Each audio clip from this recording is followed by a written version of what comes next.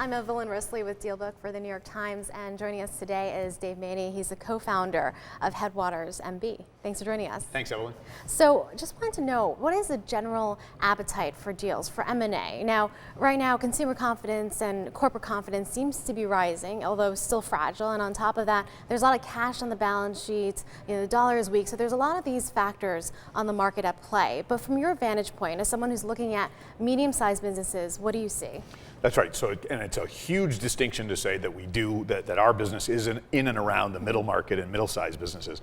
And the thing that I'd tell you is the capital market that faces our clients is wildly different from the capital market that faces the top 1,000 global corporations. So while we see these deals with Chevron, Sara Lee, that's a very different picture than what you're seeing. It's very different because where you're starting to see deals be done, the HCA deal done yesterday or contemplated, is as a result of the easy availability of massive amounts of cheap debt.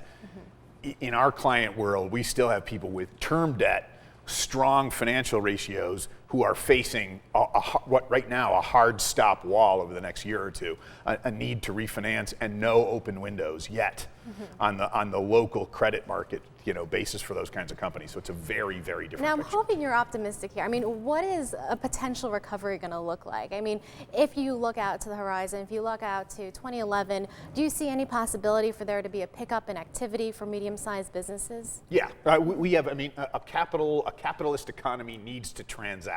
Yeah. People need to be able to go into and out of financial instruments of many sorts. And it's not like it's completely done, right? Because you've had That's right. actually a healthy amount of transactions so far this year to date. It's been this year's been healthier than last, and we clearly see lots of companies wanting to kind of access that window to transact.